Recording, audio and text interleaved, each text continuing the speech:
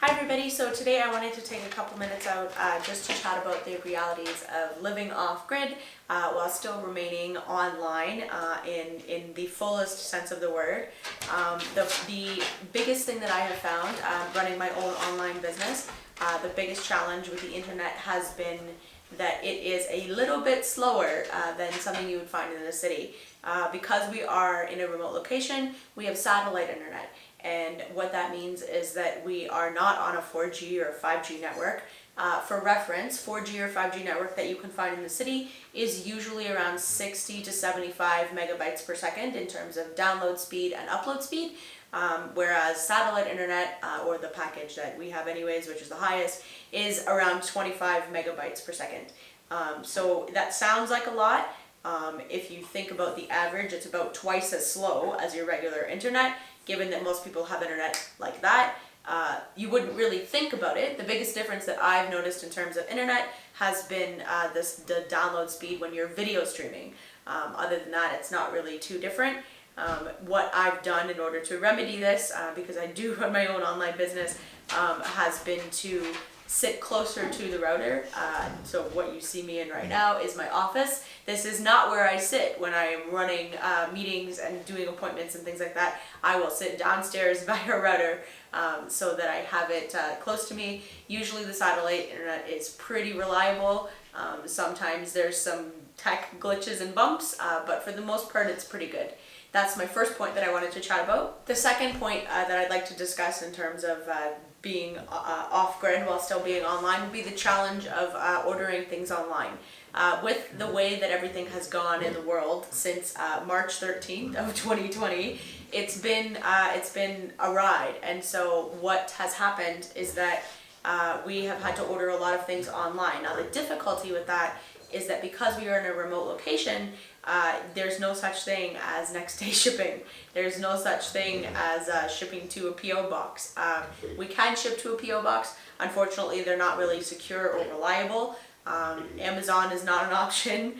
And unfortunately, there are time limits on a lot of the PO boxes. So that's not really something that we can do unless we go out and actually get a PO box, which is definitely something we're looking at in the future.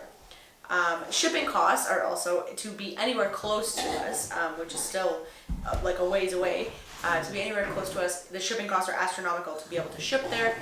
So shipping to some place that is closer to us than 6 hours away is definitely not an option either. So what we have had to do, what we both have had to do, what I particularly have had to do, is to learn to do without. If you don't have something, you'd better be inventive. The best example I can think of for this particular purpose would be kitchen tools. So usually when you have a kitchen, you have all of these different spatulas, you have all of these different cutters, you have all these different knives, you have all of these different accessories that are available to you right there. And if you don't have something, you could always order it and get it next day or in a couple days. It's not really a big deal. Here, that's not an option. So we have learned to improvise with the utensils that we do have and with the things that we do have. Everything here in our off-grid home, as I'm looking around here, has a dual purpose. There's nothing here that just has one purpose and one purpose only. Everything has more than one purpose. It serves more than one use, which, if you think about it, is a really good way to live your life just in general. As a side note, there's something to be said for the state of society when it's an inconvenience to not have next day shipping. When we first moved here, it wasn't too big of a deal. I understood, like we're gonna have to wait for things to come in, etc. So I have that mentality. Andre does as well. Unfortunately, not everybody does, and I know that a lot of people wouldn't be okay if they had to wait 3 to 4 weeks for things to come in. For us, we've just learned that that's something we're going to have to deal with, and that was something that we were prepared for when we first moved off-grid. We knew that was something we were going to have to happen. The third point that I'd like to touch on would be the internet usage itself. So unlike unlike in the city where most companies will offer you, or even in rural areas where most companies will offer you an unlimited package for the data that you're using, out in remote areas, it does cost a whole lot. Satellite is a lot more expensive than your regular 4G or 5G internet, and because of that, internet companies that serve remote areas will put cap limits on how many gigabytes you're allowed to use and how much data you're allowed to use per month. So what we have done in order to combat this, usually we've been very aware of what we are using and how much we are downloading and how often we are on the internet. For the most part, we use internet strictly for business purposes. Once in a while, we'll watch a movie or something like that, and we'll use Netflix or whatever. It's not too big of a difference because we're not really on the internet a whole lot anyways. But it is something that we definitely are much more conscious of now that we've actually taken this on and we've been here. One more thing to be said for that would be that we will usually, if it's possible, we will download things. So rather than streaming videos all the time, say it's like music videos or whatever, rather than streaming them, we will download things and make sure that we have them on our computer so that we can have them there. It's a short-term loss because we are eating up that data, that gigabyte space as we're downloading, but it's a long-term gain because eventually we wouldn't have to use any sort of download speed because we would have everything ideally on our computers or on our tablets. So my fourth point is something a little bit on the personal side.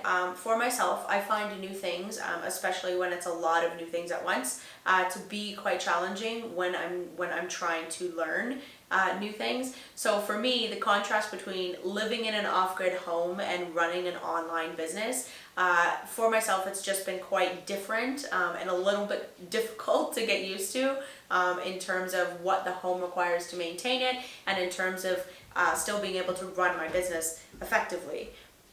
I find it a huge contrast. It's a little bit mentally difficult just to wrap my head around. It's been a little bit of a learning curve to be able to do both at once, because at times it feels like I'm experiencing two worlds. It's almost as if I'm in, the 1950s, if you want to call it that, taking a step back in time to being where we are and how we live our life day to day, and then also still running my business and being in the modern tech world. It's just very juxtaposing. It's very oppositionary, and it's quite a contrast. And sometimes it's a little bit mentally difficult to wrap my head around. But as I tell my students all the time, practice makes progress. It will get better, and I am getting there slowly but surely. And one day, hopefully soon, it's not going to be too much of a difficult job for me to be able to do that. That's all for me today, guys. Thank you so much for watching. Really appreciate the views. Leave a like or a comment down below if you've got any questions or suggestions or anything that you would like to see. Maybe there's something I forgot and you'd like to know something else. And I'll chat to you guys soon.